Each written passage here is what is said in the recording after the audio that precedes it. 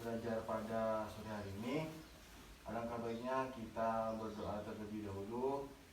Semoga ilmu yang kita dapat nantinya menjadi ilmu yang bermanfaat dan menjadi ilmu yang barokah. Amin.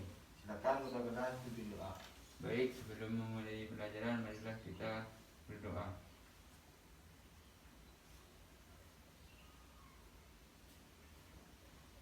Berdoa selesai. Terima kasih. Nah, sebelumnya saya bacain dulu.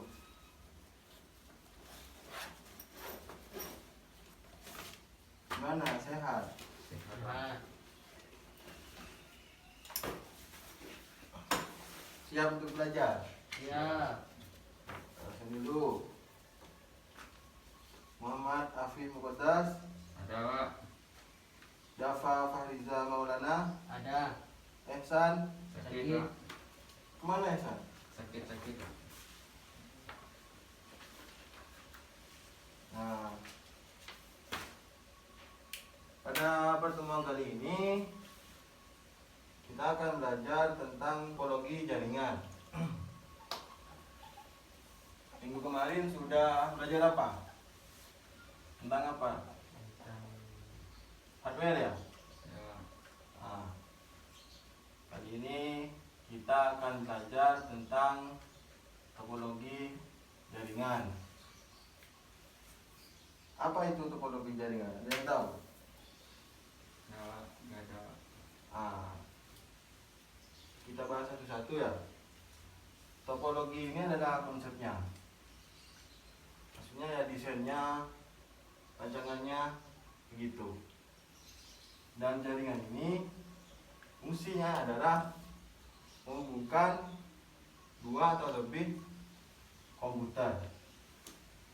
Jadi definisi dari topologi jaringan yaitu adalah konsep suatu jaringan atau desain suatu apa? Jaringan. Nah, suatu jaringan. Nah, topologi jaringan ini dibagi menjadi 5 bagian. Yang pertama itu topologi jaringan bus. Yang kedua yaitu star. Topologi yang ketiga yaitu ada yang tahu? Ya.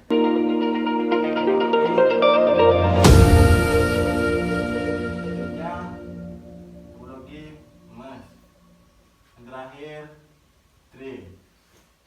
Nah, kita bahas satu-satu ya. Ya. Topologi bus ini menggunakan satu kabel dan nanti akan bercabang. Maksudnya contohnya seperti ini.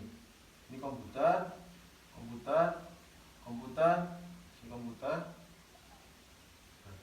Nah, pada satu ini kabel yang menghubungkan antara komputer ini dan ini. Dan pada ujungnya itu, pada satu ujung di sini ada terminatornya. Nah, pada topologi bus ini sering terjadi ya dalam desainnya itu kekurangannya adalah tabrakan data. Karena pada desain topologi bus ini menggunakan satu kabel. Jadi data seringkali tabrakan pada topologi ini. Paham? Paham. Nah, selanjutnya yaitu topologi star. Topologi star ini desainnya seperti ini. Di sini not tengah ya. Di sini ada komputer. Bentuknya seperti bintang, namanya juga topologi star.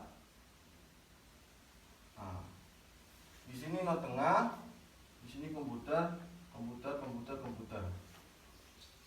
Not tengah ini berfungsi untuk menyambungkan ke not lainnya. Not 1, komputer 2, 3, 4, 5.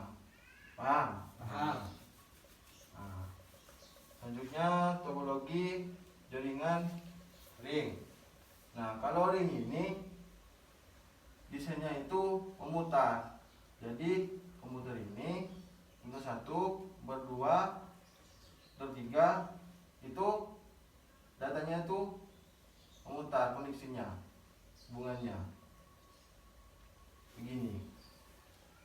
Jadi data itu masuk ke komputer 1, 2, dan 3. Begitu. Koordinasinya itu memutar. Paham? Paham. Nah, mungkin ada yang perlu dicatat, silakan dicatat. Soalnya nanti terakhir akan menjadi tugas. Ada tugas. Baik. Nah, ini bisa disebut juga menjadi topologi jaringan cincin karena sifatnya yang memutar. Selanjutnya yaitu topologi mesh. Selanjutnya yaitu topologi mesh yang keempat. Nah, topologi mesh ini gabungan antara topologi ring dan topologi star. Bagaimana desainnya? Desainnya seperti ini. Tetap node itu di tengah. Dan di sini ada komputer lainnya.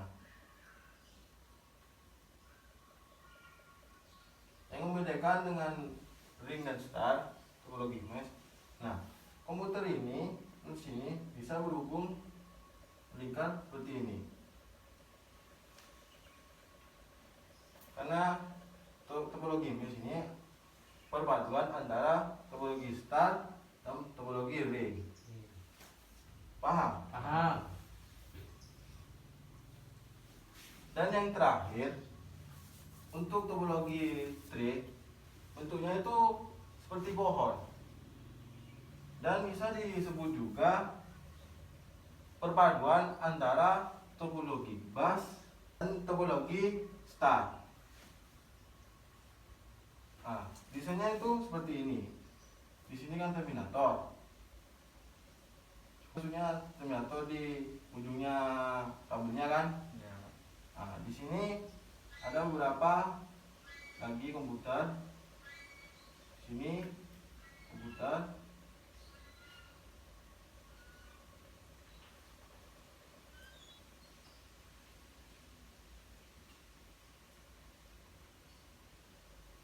Dan masih banyak nanti komputernya ini bisa bercabang-cabang di sini. Topologi tree ini perpaduan antara topologi bus dan topologi star. Nah, Mungkin ada yang ditanyakan pada kesempatan kali ini, mungkin ada yang ditanyakan setelah Bapak menjelaskan tadi ya. Ada Pak. Nah, apa? Terus Afif yang ingin ditanyakan. Begini Pak. Ah, Saya punya keinginan setelah lulus sekolah ingin membangun magnet Pak. iya. Pakai topologi apa yang cocok untuk mendesain jaringan magnet Pak? Oh, bagus. Pertanyaan bagus ya dari Afif ya. Nah, ada tentang topologi ya. Ya. Itu mendesain suatu jaringan itu mendesain suatu jaringan untuk magnet ya. Nah, alangkah baiknya kita tuh menggunakan topologi star. Kenapa?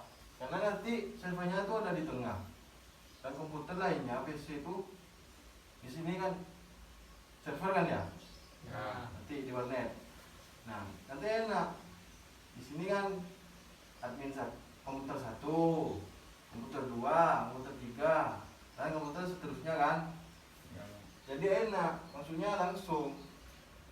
Dan pertukaran data itu nggak bertabrakan karena langsung di tengah itu server di tengah. Paham? paham. Nah.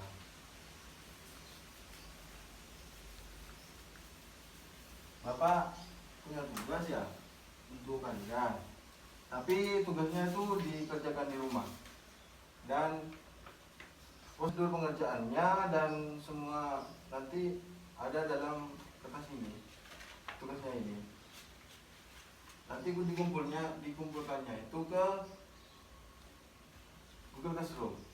Di sini tinggal tertera semua. Nih. Soalnya beda-beda per anak ya.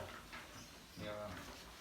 Nanti kita lihat di rumahnya lalu dikerjakan. Tidak ada yang tanyakan lagi?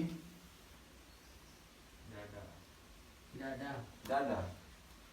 Nah, di sini Bapak ingin menyimpulkan dari pertemuan tentang topologi jaringan. Sebenarnya mendesain suatu jaringan itu gampang-gampang sulit. Maksudnya ya, kita itu harus memahami lingkungan yang akan kita desain suatu jaringan. Contohnya ya, seperti kita akan mendesain tadi seperti pertanyaannya Afif, ingin mendesain jaringan di warnet. Nah, kita itu kan di warnet kan seperti ini. Maksudnya ruangannya kan seperti ini. Nah, terus kalau kita menggunakan topologi bus, maunya kita ingin menggunakan topologi bus. Nah, seperti ini.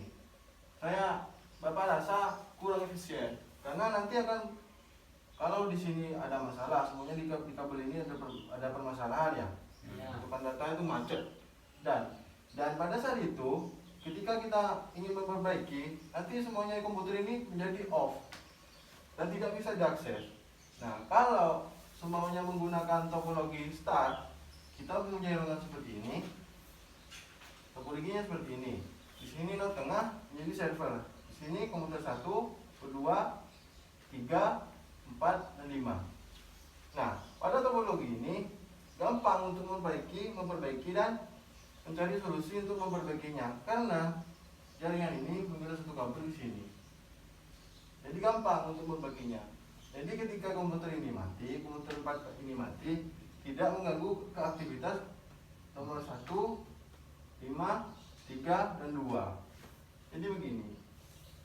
Nah, seperti yang Bapak katakan tadi, memang mendesain jaringan itu harus memahami lingkungannya dan sesuai dengan perangkat yang ada. Begitu. Bisa dimahami? Bisa. Bapak rasa untuk pertemuan kali ini sudah cukup. Jangan lupa untuk tugasnya dikerjakan di rumah ya. Ya. Nanti tugasnya itu dikirim ke Google Classroom. Di situ sudah tertera prosedur pengerjaannya bagaimana. Paham? Paham. Nah, sebelum Bapak tutup,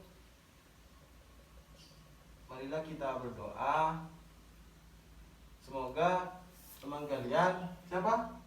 Ihsan. Semoga cepat sembuh.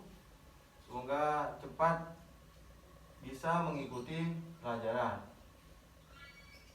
Sebelum mengakhiri pelajaran pada hari ini, mari kita berdoa. Semoga Ihsan yang sakit semoga cepat sembuh, dan semoga yang ilmu kita dapat tadi jadi ilmu yang bermanfaat dan ilmu yang berkah. Amin. Silakan kita berdoa. Baik, sebelum kita di pelajaran, marilah kita berdoa. Berdoa dimulai, berdoa selesai. Nah, sekian dari Bapak untuk pertemuan kali ini.